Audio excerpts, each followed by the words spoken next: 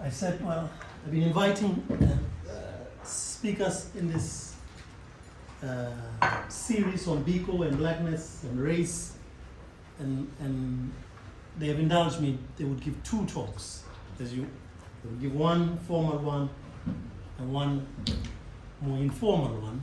And because Tshepo could only meet today and tomorrow, for personal reasons as well, and I don't know which one is going to be informal, because the other one is connected to Kirko, which is what brings him here. But I said, we'll be free. Just do whatever it is that you're planning. I see some of your colleagues, the people you respect, Tshepo, in the room, yes, quite a bit. So those who don't know Professor Madlingozi, for a long time, how many years was the director of CALS, the Center for Applied Legal Studies at WITS, decided to do his bit after apartheid to join the Human Rights Commission. Since when? March? Since February. No, January. January. Yeah, so thanks a lot, Comrade Professor, for being here. And if you go on the Human Rights Commission page, you'll see they've written a long thing, a very long thing here, which is really great. But there's a story that Tshepo tells. I was looking for it. That's why I'm doing this. It's not here. So my own. When was the last time I saw? Was it Abantu when I saw you? No, it was last year here. But an acquaintance bought us a really wonderful bottle of wine. I did. No, I did. No, it wasn't. I did. Details are important. But no, this person who became vice chancellor or deputy vice chancellor. Huh? He passed on. And he passed on because it was a little bit of.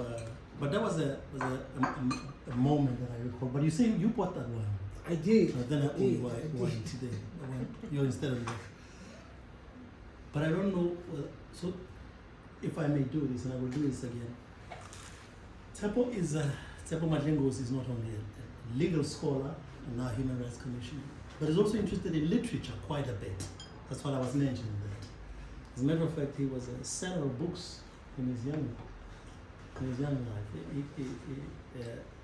Guerrilla style selling of African literature. So he did African literature at WITS, which I don't know. Huh? Sociology. But you at UP, but no, you were reading literature. You still, reading literature, still a bit of it. And so if you want to know more about, if you don't know him, you can go in and see him. He's all over there. So, as you know, the talks are about Biko and how he might help us at Stellenbosch in South Africa, but also thinking around blackness. And the title of today's talk, he will introduce, he's got this word called Gumba-Gumba. So anybody who doesn't know what that means, Tshepo will try to explain. Professor Madlingozi, please, we're so pleased, I'm so pleased to have you here to talk to us. Thank you so much, Prof. It's good to be here. Thank you so much for inviting me. Thank you, Carol, for all the logistics. We had to maneuver a little bit. I was supposed to come on one day and give 2 talks on the same day. So thank you for indulging me. I've got a 4-year-old, so my time is not my time. It belongs to Mhlaba. I shouldn't say his name. Belongs to my son's name. Yes, it's good to be here, and it's good to see Stellenbosch taking this project so seriously, the Hampepe report.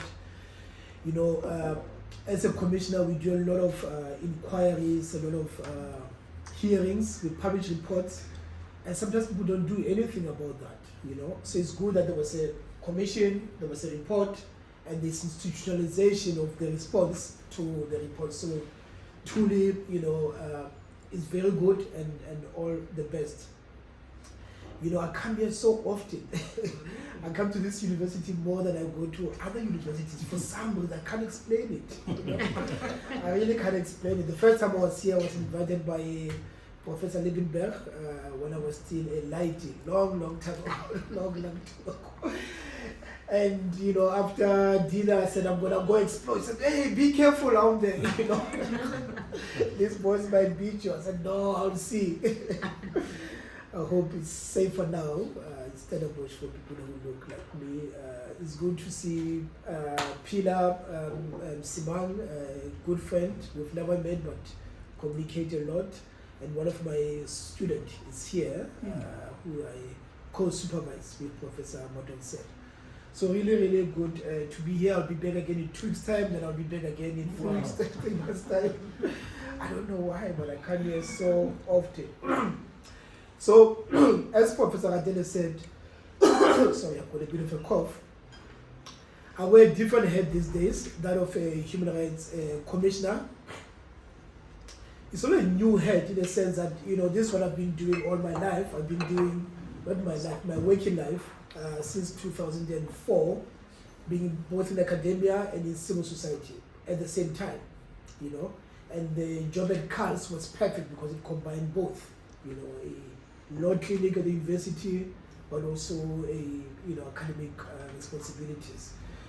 But the commission is a different animal, different animal, you know. I'm saying this to say I'm here on a personal capacity. Don't call the commission. The chairperson is not involved. I'm here in my personal capacity. I was here 3 weeks ago in Cape Town doing some monitoring visit. My focal areas are anti-racism, education, equality and justice. Those are my responsibilities as a commission. And as part of that, I came to Cape Town to do some monitoring visits. We then went to Philippi. Philippi is just next to the airport. A award-winning airport, as you know, world-class, as I say, world-class airport. But then you go to Philippi, just of course. And of course, we know the story of Cape Town, but I've never seen anything like that I saw in Philippi. And then informal settlement. And of course, these informal settlements always have hopeful names, right? Like, you know, the township, what is it called? Kayamnandi, what is it called? Yes, always have these hopeful names, you know, it's like almost mocking you. Or is it an aspiration? We don't know. But what I saw there really, you know, I've been to a lot of informal settlements, I've been to a lot of shack settlements, you know, I come from, you know, the township, but I've never seen anything like that.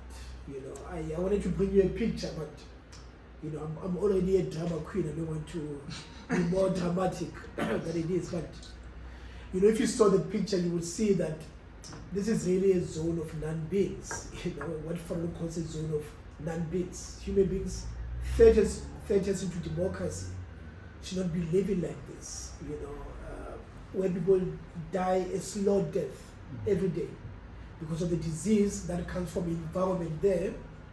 But also the amount of crime, you know, because of the sense of destitution, people on top of each other, and so forth. Anyway, after that, we went across the township to meet a Rastafari community, so-called Rastafari Rasta community, the Bakas Gabi settlement. And you know, it's almost like a Maroon community. You know what's a Maroon community? A community of people who have decided to live otherwise, living otherwise, let's call it that, living otherwise, otherwise. You know, delinking from the so-called Babylon world. You know, and if you talk to those people, we talk to them, we spend time with them, and then I went to meet their leaders for about 3 hours. And the phrase that they use, over and over again, was that they are treated like second-class citizens. We are treated like second-class citizens. You know, all of them have got criminal records because of possession of marijuana, meaning that they can't do a lot of things. It is very, very serious. Just for possession of marijuana, they can't do a lot of things that you know about. 10 of their leaders have been killed since January to now, have been killed, assassinated. You know, every time it's time for harvest, the police come and they alleged, steal their cannabis. So of course we've got this law, you know, what is it called, private use of cannabis. What is the name? which allows people to, use cannabis. But cannabis is not free. Cannabis is not being liberated, as he said. If you combine the two incidents, and I'm mentioning this VigNet both because they highlight that for a sizable number of the South African citizen in inverted commas, really, because they don't, get benefits of being citizen in really inverted commas. They continue to live in the underside of the so-called, South Africa, the underside of South Africa. They continue to be pushed not only to the margins, but to these spaces where, to live, as Biko said, to live up to the age of 30, it's a miracle. It's really a miracle.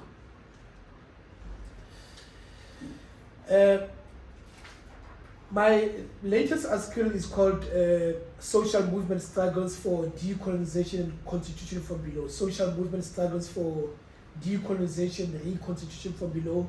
Abahlali basemjondolo striving against pariahdom. So I'm looking at this organization called Abahlali basemjondolo, which is a Sheikh dwellers movement, originally from Durban, but now, a national movement really. And as the title says, decolonization and reconstitution, looking at how poor people are engaged in this twin problematic of decolonization, but also reconstitution from below. Of course, I do this because, the sectarians talk about decolonization in very abstract terms, but no one ever said, who is this person who's supposed to do decolonization of society? Who are these constituent powers that are supposed to do this? So, I'm very, very interested in how so-called impoverished people, do this. In that essay, I explained pariahdom as a constitutive, but also a foundational settler colonial condition. It's foundational, it's constitutive of a settler,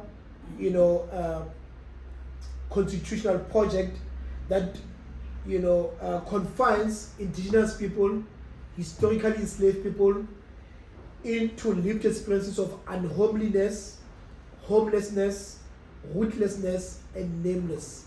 Unhomely, homeless, nameless, rootlessness, to have roots, but ultimately worldlessness,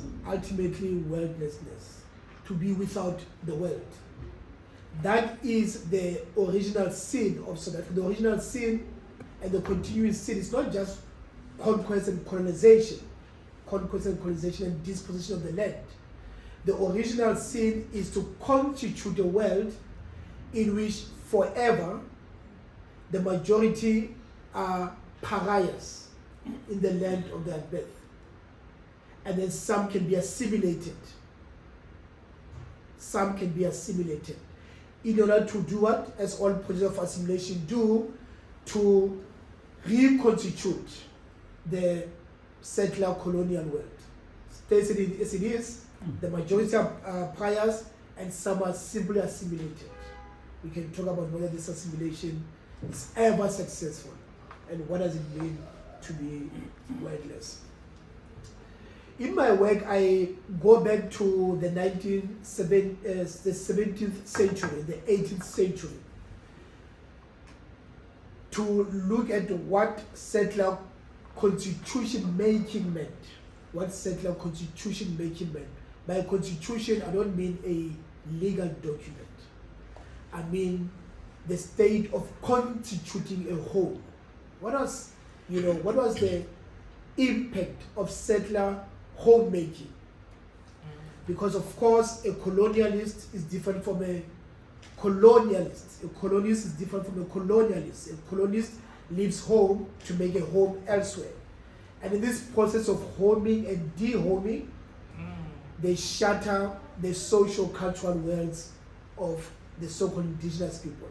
The process of homemaking and de-homemaking shatters the social cultural world of the so-called indigenous people.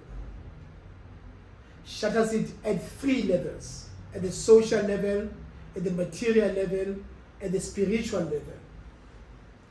And that is my project, to look at what does it mean to therefore overcome this in constitutional terms. So in the 18th century and in the 19th century, you had black people over and over saying, ilizwe lifile, ilizwe lifile. Now, one way to interpret this is to say, the nation is dead. Ilizwe lifile, the nation is dead. But I argue that at a more profound level, it meant the world is dead. The world is dead. The ontotitative world made of the living dead, the yet to be born. That world was shattered. Ilizwe lifile, the world is dead. That was the thesis. Not simply conquest, political conquest, not simply dispossession of the land, not simply material or economic subjugation. But the central thesis was that all of these things are symptoms. The root implication was the shattering of the world. And therefore the response was Mayibuye Africa. Return Africa. Resurrect Africa. Remember Africa. And remember Africa. Remember in two senses. I know you guys are clever, you know the two senses that I'm talking about. Remember and re-member Africa. Shattering, remembering. Dismembering, remembering. The thesis ilizwe lifile, the synthesis Mayibuye in Africa. I forgot to introduce myself. My name is Tshepo Madlingozi. My sisters will be upset if I don't introduce myself. You should always introduce yourself when you talk to people. Tshepo means hope, and Madlingozi means Eater of trouble. now if you put them together, Consumer of trouble. if you put them together, I've got hope that I can eat danger. This is a Biko that I'm talking to today. Of course, there are multiple ways of understanding Biko. I am invoking the Biko of radical hope. Number one, the Biko of radical hope, not the Biko of Afro-pessimism, but the Biko of radical hope, as per my name. The Biko who believes that Azania is possible. The Biko who prefigures Azania even before Azania is born. That's the way the Gumba-Gumba comes from, by the way. Comes in, you will see how it comes in. A Biko who prefigures liberation before liberation even comes.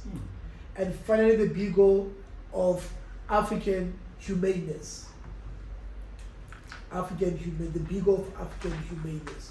The Biko who believes, and this is the main message, that black consciousness is a tactic, African humaneness is a strategy.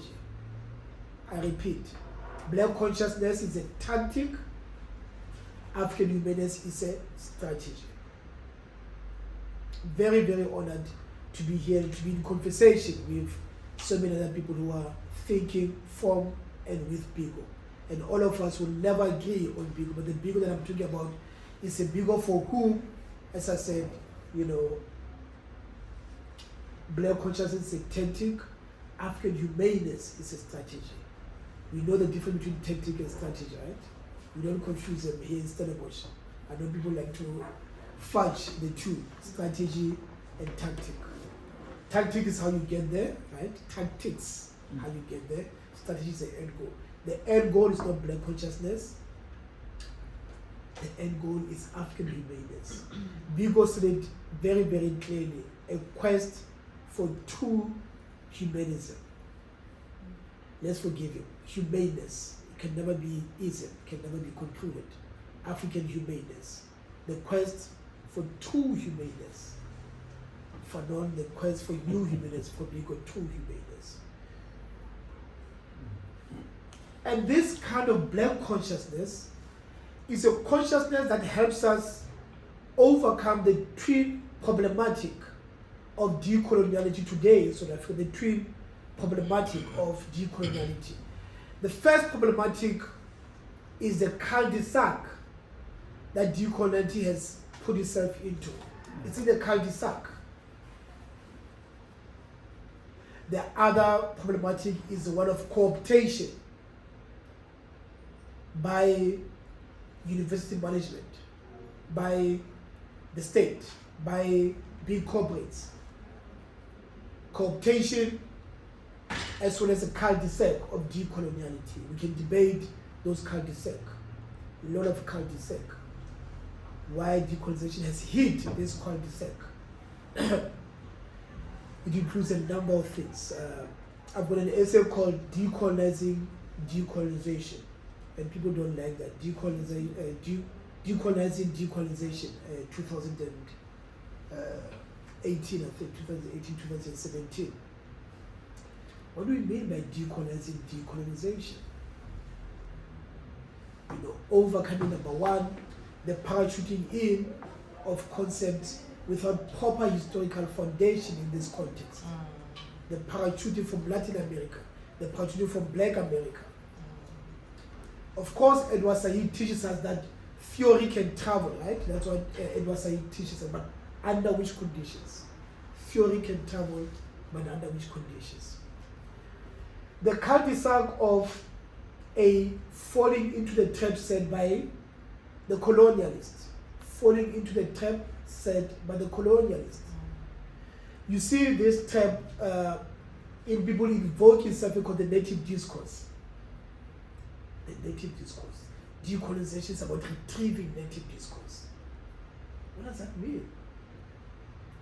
We know that the native only comes into being when the settler arrives. So native discourse, becoming native, can never be the horizon of your emancipation. It can never be. The native only comes into being when the settler. So to say, I want to be native, native club, whatever, the things that people have. It's a native discourse, secondly, made as Modimbe teaches us in the colonial library. The colonial library of, made up of missionary discourse, travelers discourse, anthropology discourse, Bantu philosophy, ethnos philosophy. Who's that girl we just passed on? Talks about ethno philosophy. Otonji. The native library. But also the cul-de-sac where decolonization is the product of one-star academic who comes with these projects and then, like God, delivers them to the academic community. A top-down notion of decoloniality. And then, of course, there's also the cooptation. We know about the cooptation of decoloniality by managerial speak, by university management, the cooptation. The forging of beloved communities. The theory and the practice of Black consciousness that I'm going to put forward helps us navigate both these problematics, the twin problematics of cooptation as well as cul-de-sac, the forging of beloved community. If you remember anything from this talk, it's two things. Number one, there's no decolonization without reparative justice. There's no decolonization without reparative justice. Justice that repairs. Justice that repairs. And it repairs because it's justice, and justice can only be justice if it's truthful, if it speaks truth. What happened in this country? What happened in this community? What happened in this university? Too often we lie about our history in South Africa. We lie about our history. I don't know if Professor Aratene remembers a fictional story that you invent in, there was this goat. Have you read that book? Wonderful book. There was this goat. And you invent the story of a lady who talks about the TRC and why the TRC for her was a fake process. She talks about the fact that, it was never translated into from Sesotho to isiZulu, for example, only to English. What is this about? But also talks about how TLC was elided certain truths about what happened. So reparative justice, sorry, I need to blow my nose over again. Reparative justice is a justice that tells the truth of what happened. What happened in this country? Not this thing of our constitution that talks about the conflict of the past. Conflict of the past. What does that mean? The very constitution forces us to lie. The very foundational law forces bad faith living. Conflicts of the past. As you know, the word apartheid does not appear in the constitution at all. The word colonialism does not appear at all in the constitution. You know that story already. Reparation is not part of the story in the constitution. Just socio-economic rights and affirmative action and BE. So decolonization anchored in what I call the 3 R's of decolonization, the 3 R's. Sorry, I'm francophone, so my R doesn't come out clearly for me. Reparation, restitution, redress. Reparation, restitution, redress. Reparative justice. It's a justice that heals, that repairs. Number 2, decolonization is not decolonization unless it leads to beloved communities, unless it leads to the forging of beloved communities. Too often our decoloniality is not aimed at healing anyone, not the oppressed, not the historically oppressed, not the historically oppressed. It's not meant to heal. In fact, some of our decoloniality, some of it, in the terms, in the language, in the tone, in the anger, it is colonialist. It is not meant to forge beloved communities. That's why when you look at FISMAS 4, there are so many issues inside FISMAS 4. Issues of sexual harassment, issues of transphobia, homophobia, issues of classism, outsourcing, insourcing, and so forth. A lot of issues. It continues today. Tshepo will be a star decolonial professor, but the way he treats his students really is not meant to forge beloved communities. It's not meant to heal. So, this is what Black consciousness sought to achieve. Number 1, a quest to overcome pariahdom, and secondly, to craft a whole. Overcome pariahdom, secondly, to craft a whole.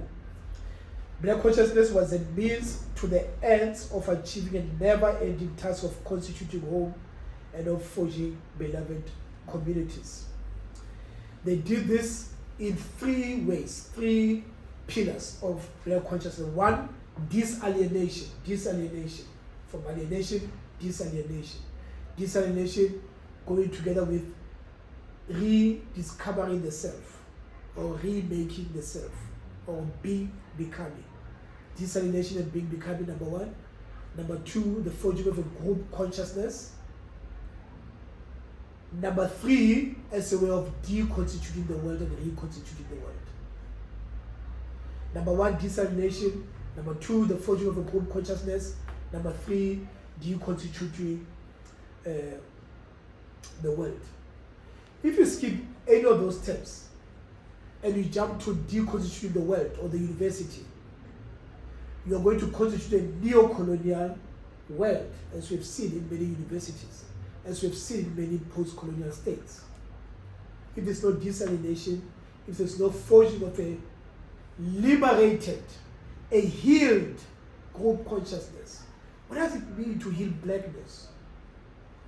Before blackness becomes a constitutive force to deconstitute the world. What does it mean to heal the world?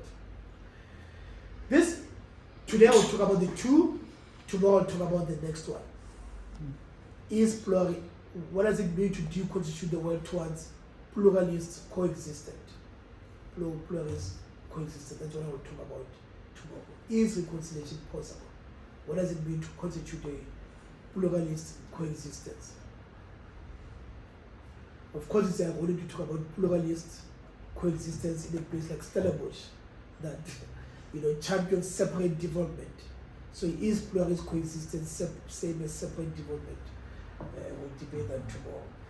The two imperatives of disalienation and becoming, and as well as forging a group consciousness, sought to answer the two questions posed by colonialism, or the two questions that all colonized people always ask themselves.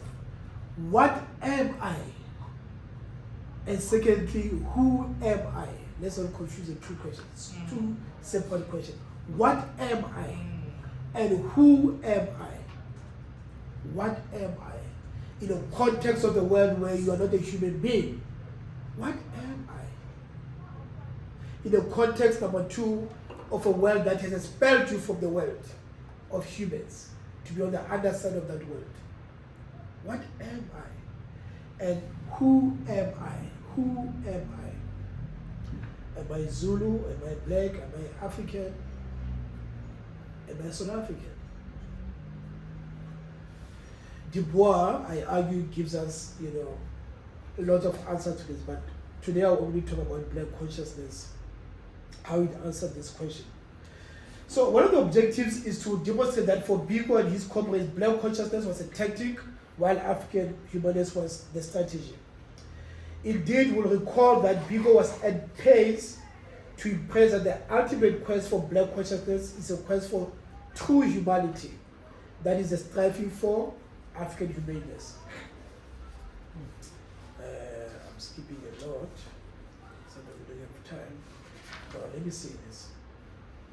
In my work, in my overall work, I'm obsessed with what is the constitutional implications of Maibuye Africa. How do you constitutionalize this imperative of Maibuye Africa? That's my work, and I approach it in multiple ways. Whether it's in my work on social movements, whether it's on my work on the TRC and transitional justice, or whether it's in my work of settler colonization. What does it mean to constitutionalize? What does it mean to overcome Ilizolifile and to constitutionalize Maibuye Africa? And in my work, I seek to demonstrate that the post-colonial leaders have failed in this task because their visions of constituting and belonging were shaped by their liminal status. Liminal status, the in-betweenness. And this liminal status led to double consciousness and what I call racial melancholia. Double consciousness and what I call racial melancholia. Liminal because as civilized natives, they didn't belong to the white world, neither did they belong to what they call raw natives. And that's the way that they use. We're not part of the raw natives. We are civilized natives. And therefore we must be admitted into the colonial world. But the colonial civil society did also not, admit them. So they were liminal. And that liminality leads to a state of, now I'm scared when big professors are coming in. This positionality leads to double consciousness and racial melancholia. I argue that these conditions, together with this state of ambivalence, they were very ambivalent about the colonial world, these leaders. You see the ambivalence. Should we overcome this world or should we fight for integration in this world? That ambivalence account for these leaders' failure and unwillingness to propose decolonizing visions aimed at imploding the exact world and remembering the words of the conquered people. I don't know if you've read Native Life in South Africa. Native Life by Sigidiso Plagi. It's a wonderful book because, of course, he opens with this phrase of pariahdom. You know, this day the native did not wake up to be a slave, but a pariah in the land of his birth. Not a slave, but a pariah. For Blackie, being a pariah is worse than being a slave. What does he mean by that, Blackie? And you know, when we read that book, you see this condition of racial melancholia from people like Blackie. Blackie's narrative of what it means to be a native in South Africa, it is not clear to him what they are fighting for. They are seized with what I call melancholia. You remember the essay by Sigmund Freud, Mourning and Melancholia, the difference between mourning and melancholia, where Freud explained that, how do you pronounce his name? Freud, my goodness.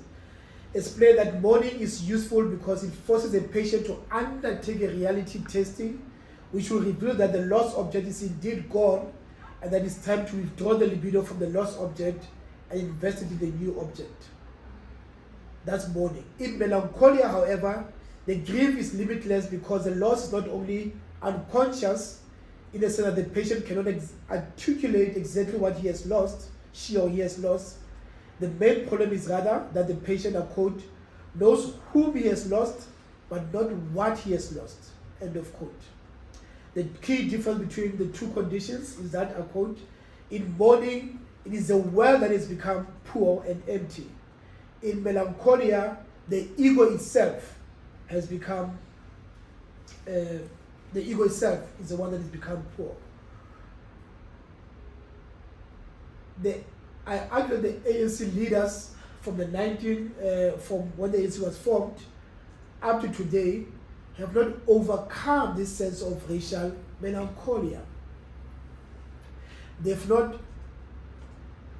grieved what was lost, and they still have this sense of ambivalence about the colonial world. And this explains their failure to constitute hope, to constitute world. We can debate that at the later stage. One of the key motives in my work is a motive of exile. Physical exile. You know that all Black South Africans were exiled. Moved from one place to another place. Cultural exile from their culture. Psychic exile. I don't have to explain psychic exile. And then ultimately exile from the world. This obsession with overcoming the exilic condition leads to three positionalities. I argue that you can. I construct a three-point typology for how people with activists and leaders with exilic imagination sought to overcome exile. And the typology that they follow, or the route that they follow, conditioned how they sought to make the world, either in Africa or Pan-African or the so-called Black world. So, in the first place, you see, there are three options. In the first place, there's an option to seek acculturation and assimilation. This will amount to conscious effort to transform his and her condition from that of an exile to that of an immigrant. And this will involve struggles for integration. That's the first route. Acculturation, assimilation, and therefore to think of themselves as immigrant and fight for integration. Remember, here we are using exile metaphorically. Secondly, he or she could, or they could inhabit the settler-created house, but refuse self-renunciation and assimilation. This possibility will involve performing acts of appearances and disappearances with the view of arrogating the fruits of the master's house while staying enduringly in its shadows, so-called border living, border existence. To adopt the second possibility is to embrace the exile condition and transform it into that of fugitivity. So that is the second option. accept that you're in exile, refuse to be assimilated, stay in the shadows, and perform fugitivity. The second possibility of the subjugated pariah is to refuse the permanence of the settler or the slaver's house, to reject its theological economy and rather desire its death. You know Django, the movie Django? That's an example of that at the end. This possibility will involve a quest to de-link from that world and not simply retreat to its holes, shadows, and border like a fugitive. Rather, it will often mean initially opting for physical exile, fashioning belonging elsewhere, and then forging insurgent strategies. The choice, whether you take 1, 2, or 3, will depend on what the leader or the activist makes. Let me rephrase. The choice, whether 1, 2, or 3, will depend on whether and how the leader and activist makes a move from melancholia to mourning.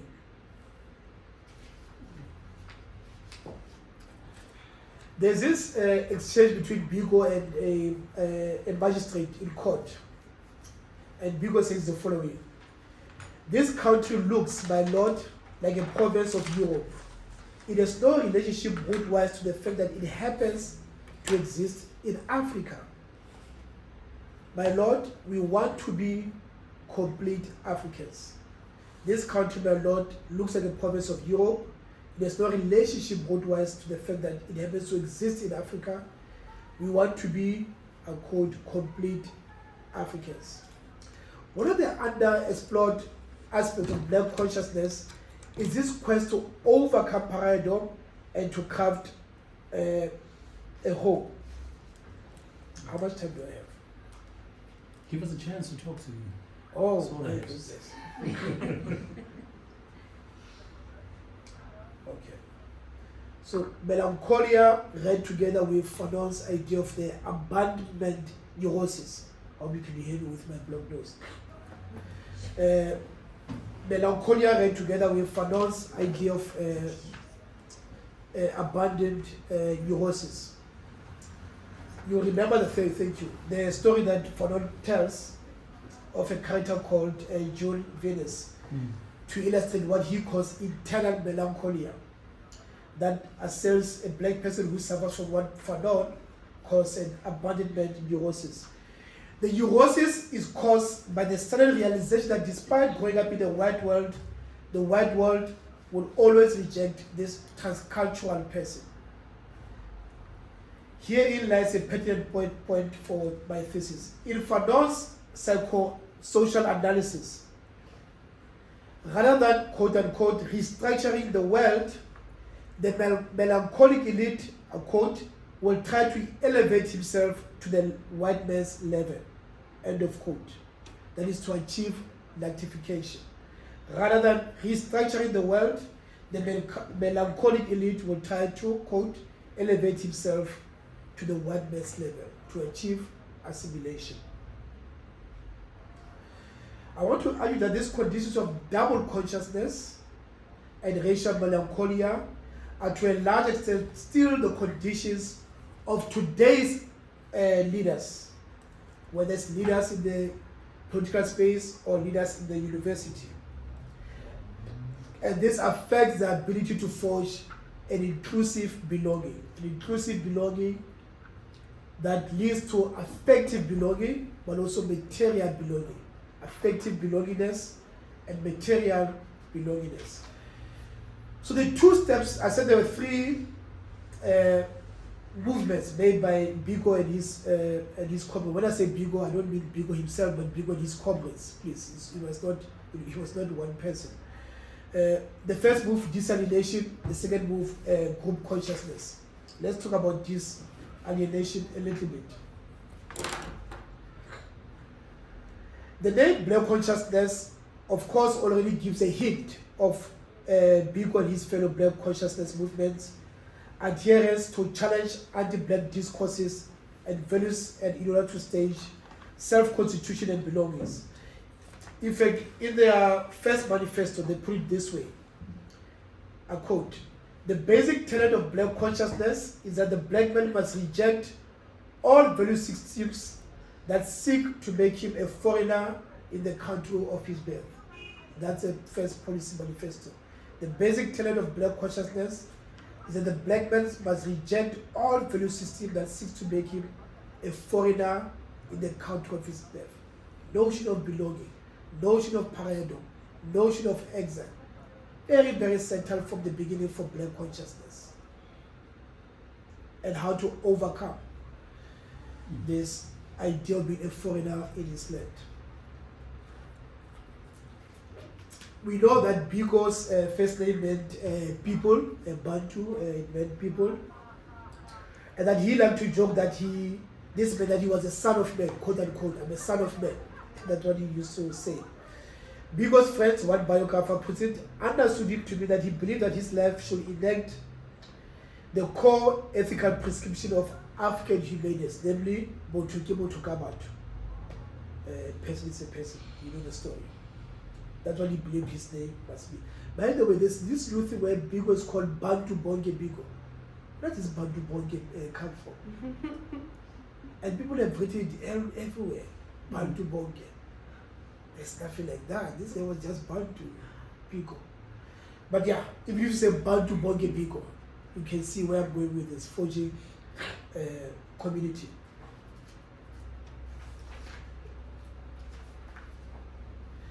Biko was one of 4 children. His older sister Bokelwa, his older brother Kaya, and his younger sister Nobadile. Together, one biography puts it, their names comprise a region. If you put them together, their names was like a region. Haye ukupuleka kwekaya lebantu abandileyo. If you translate it to English, we admire their expanded family. Biko being academically gifted from a very poor community of Gisberg, but this poor community, did something wonderful. Took their small pennies to give him a bursary, to give Biko a bursary because he was so academically gifted. To say, go study in Lavendale. Lavendale being the Eton of Africa. You know Eton? The Eton of Africa. This is how his sister put it. He was not just responsible at home, he felt responsible for community, especially for the education of the community. This is because when he passed his junior certificate, the community of Gisberg collected money to send him to school. It was unheard of in Gisberg, but he passed very well. He later felt so indebted that he set up a Gisberg education fund. End of quote.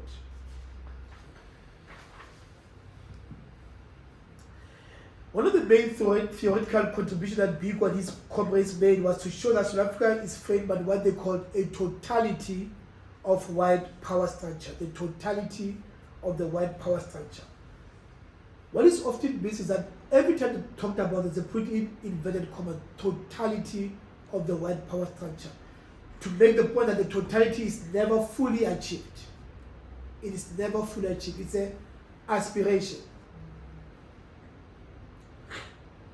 Biko talked about the 2 forces that the colonized being found himself assailed by. I quote, he is first of all oppressed by an external world through institutionalized machinery, through the laws that restrict him from doing certain things. And secondly, and this is what we regard as the most important, the black man in himself has developed a certain state of alienation. He rejects himself. So the 2 forces, 1, external world, and then 2, as you know, a internalized state of alienation. We have about 35 minutes. But okay. So you wanna maybe give us 2 a chance? Yeah. Yes.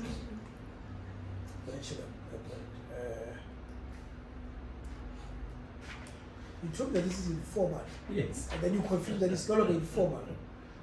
I know. I take responsibility for it. So learning from the mistakes that were made by by PAC, which was to rush to Sharpeville, Biko and his comrades for about 4 years chose to do this internal work of internal disalienation. And people will accuse them of being just elite students. Because they said, if you don't know yourself, if you don't decolonize your mind, you can't go and liberate society. Right? So for 4 years, since it was formed to about 1973 and so forth, they did this work of trying to disalienate. The second move was to forge beloved communities. I had so many nice poems, but now I'll skip those poems. SASO, the student, the BC student movement, was anxious not to be perceived as a disconnected band of ivory tower intellectuals who wished to forge group consciousness and to elaborate black visions from above. This anxiety went beyond matters of perception. SASO activists were also eager to build a popular democratic movement. SASO leaders want, and I quote, "We need grassroots support and the adoption of black consciousness by a critical mass of people." Towards this end, as we know, they adopted Paulo Freire's dialectic conscientization methodology, which was a methodology of first self-reflexivity, but also learning from the community where you come from. One of Biko's biographers reports that Paulo Freire's methodology resonated with Biko because it accorded with his open and unimposing leadership style. Biko detested the cult of personality and preferred to stay in the background. Another one describes Biko as follows: he had a deep-seated intuition for togetherness and believed in collective leadership. The last that I wanted to mention was as part of forging group consciousness, the black community programs that Biko and his comrades forged, black community programs. And this is where the Gumba-Gumba come in. The Gumba-Gumbas meaning, parties. And these parties were very much central to how they do their work. One of the leaders put it as follows: it didn't matter where we were in South Africa, whether in the rural areas, in townships, in town, in the suburbs, we always knew where to go, which shebeen to go to. We'll arrive in the place, sometimes at 3 in the morning when everything is shut. We will knock, the person will say no. But as soon as they hear that it was us, they will open, we'll get 6 bottles of beer, 2 quarts of whiskey, and the Gumba started. Most importantly, another person describes this follows: we'll all be tired and I will fall asleep. I'll wake up and Steve will still be on his chair, talking and drinking.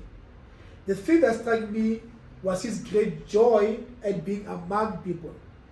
This seemed to inspire him. This seemed to give him energy and even the willingness to challenge you. I think the Gumba situation at that time was very important forum for us. Under a relaxed atmosphere, we were able then to explore a whole lot of very complex issues informally, of course, with Biko presiding. The Gumbas, one leader explains, were a way of discussing ideas which later found themselves in policy formulation. Of course, there was no egalitarianism in these forums. Women were still oppressed, women were still used as sexual objects, even by Biko himself. We should not underplay this. From there, they will form black community programs. And I'll quote one of the goals before I end. The goals of the black community programs. The goal is to help to develop a self-reliant black community. We recognize that a community cannot be self-reliant unless it's aware and proud of its identity and dignity. That a community cannot be self-reliant unless it has power. And that a community cannot be self-reliant unless it uses its resources, material, physical, mental, spiritual, effectively for its own good. 1972, describing this project, I quote, "Self-reliance is a prerequisite for self-emancipation and for collective liberations." The forging of communities of beloved communities,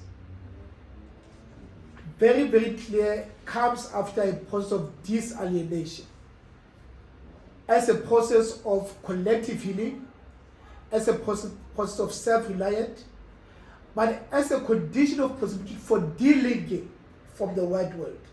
Having delinked, they had these projects, clinics, community libraries, literacy programs. They build dams for their community. I argue that these two processes, disalienation and the forging of beloved communities, give us a window on what or how to overcome what I call the cultism of decoloniality, as well as the cooptation of decoloniality. Let me stop there. Hey, thanks.